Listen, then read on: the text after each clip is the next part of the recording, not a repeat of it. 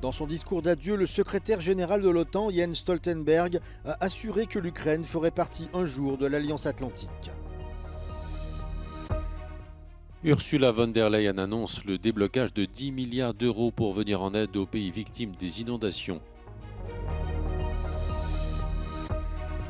La tempête qui s'achève en Europe a laissé des traces indélébiles dans plusieurs pays. L'heure est maintenant au nettoyage.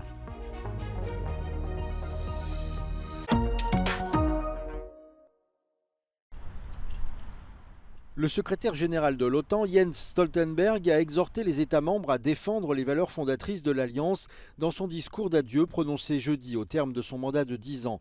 Depuis que j'ai pris mes fonctions de secrétaire général, le monde qui nous entoure a profondément changé, a-t-il déclaré. À propos de l'Ukraine, il a souligné que le pays n'avait jamais été aussi proche de l'OTAN, affirmant que la porte était ouverte et que l'Ukraine y adhérerait. I do not believe that we can change Putin's mind. But I do believe that we can change his calculus. By giving Ukraine more weapons, we can make Putin realize he cannot get what he wants by force, and make it so costly that he will have to accept Ukraine has a sovereign democratic right to persist as a sovereign democratic nation. Jens Stoltenberg quittera son poste de secrétaire général fin septembre. C'est l'ancien Premier ministre néerlandais Mark Rutte qui lui succédera.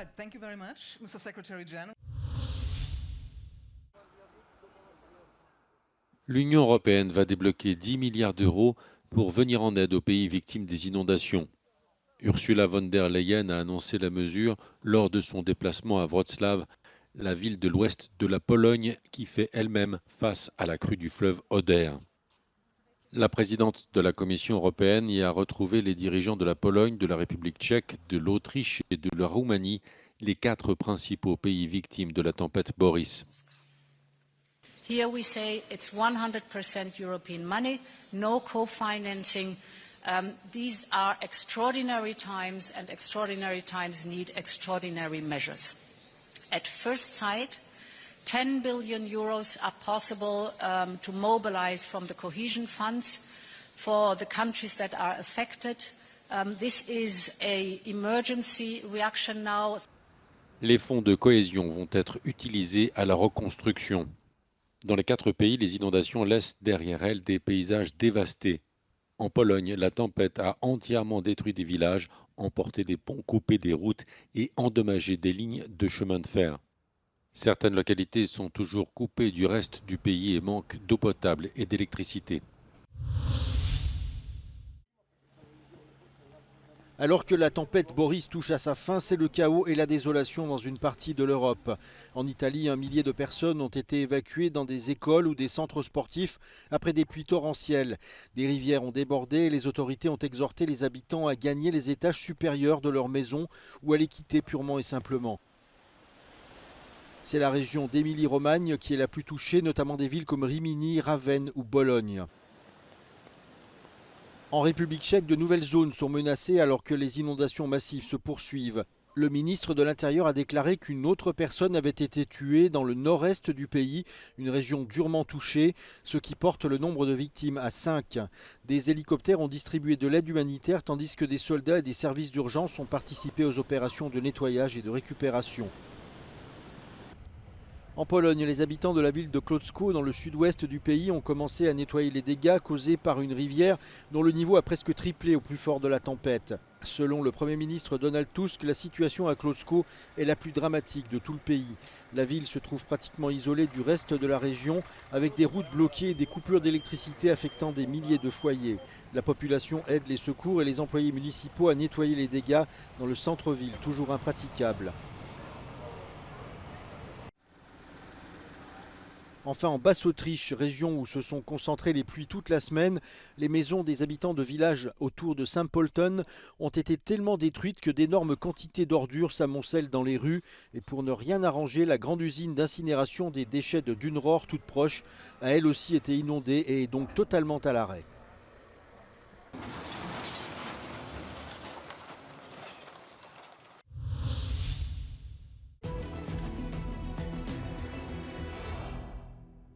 Despite Kyiv's attempts to draw away Russian forces from Pokrovsk with a surprise incursion into Kursk region, Moscow is still prioritizing its efforts in eastern Ukraine, where their offensive does not seem to ease up anytime soon. The battle for Pokrovsk started a month ago when in mid-February Ukrainian forces withdrew from Avdiivka. From there, they have been retreating towards Pokrovsk, a major logistics base and transport hub for Ukraine's armed forces, where multiple roads and rail lines intersect. Since the first breakthrough of Ukrainian defense lines in April near the village of Ocheretine, Russian forces have advanced to over 20 kilometers towards Pokrovsk. In early September, Ukraine transferred more forces to this area, but Russia hasn't moved any of its own away towards Kursk, pushing for more advances towards Pokrovsk while also threatening to encircle a large grouping of Ukrainian forces south of the main area.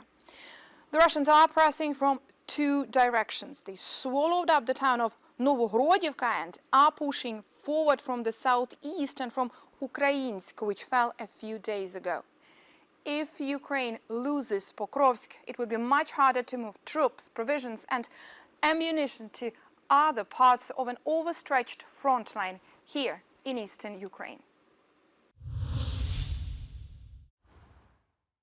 À l'approche des législatives du 26 octobre, le gouvernement géorgien, proche de la Russie, s'est davantage éloigné de Bruxelles en adoptant un projet de loi sur les valeurs familiales et la protection des mineurs, une mesure anti-LGBTQ. Les partis d'opposition sont divisés sur la question, essayant à tout prix d'éviter la perte de vote potentiel de la part des électeurs conservateurs. Le parti au pouvoir Rêve géorgien veut un changement législatif pour contrer ce qu'il appelle la propagande LGBTQ qui, selon lui, pourrait avoir des conséquences néfastes. Pour le parti, le mariage entre personnes de même sexe ne peut être autorisé. En séance plénière, l'adoption de cette loi controversée s'est déroulée sans encombre, avec 84 voix pour et 0 contre. L'opposition parlementaire n'était pas présente car beaucoup d'entre eux boycottent le Parlement depuis l'adoption de la loi sur les agents étrangers en début d'année. Le projet de loi est fortement critiqué par la population et les défenseurs des droits de l'homme. ხო, ეს არის კლასიკური პროპაგანდისტული, რუსული პროპაგანდისტული შაბლონი, როცა ხელისუფლება იგონებს არარსებულ პრობლემას, ის რაც მოსახლეობის უმრავლესობისთვის არ არის პრობლემა, ქმნის ამ პრობლემას და შემდეგ პირდება, რომ ამ პრობლემას გადაჭრის. სინამდვილეში საქართველოს მოსახლეობის უმრავლესობისთვის სასიცოცხლოდ მნიშვნელოვანი სხვა პრობლემები არსებობს ქვეყანაში. Les opposants dénoncent cette loi qui, selon eux, ressemble à la législation russe et empiète sur la liberté d'expression tout en légalisant la censure. რისკენაც რუსეთი მიდიოდა 10 წლის განმავლობაში, ქართულმა ოცნებამ პირდაპირ ასეთი კანონპროექტი შემოგთავაზა. რუსეთი ამისკენ მიდიოდა ნაბიჯ-ნაბიჯ და ქართულმა ოცნებამ პირდაპირ ახლა რაც აქვს რუსეთს, ის მოგვიტანა დღეს და მიიღეს პარლამენტარებმა ეს კანონი. ეს არის სამარცხვინო დამოკიდებულება, პირდაპირ ვიტყვი. Le 17 mai, journée internationale contre l'homophobie et la transphobie, a été désignée en Géorgie comme la journée de la pureté de la famille et du respect des parents.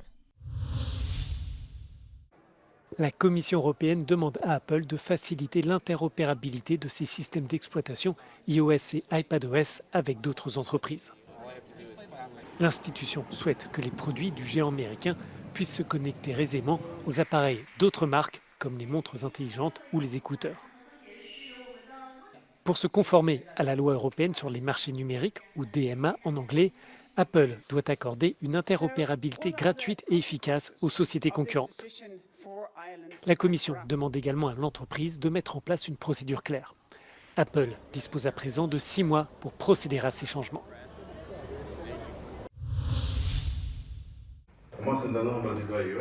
Dans son atelier de Madrid, ses tableaux au mur et téléphone à la main, Pedro Sandoval finalise sa prochaine exposition au MoMA de New York. L'artiste vénézuélien est un pionnier dans l'utilisation de l'intelligence artificielle.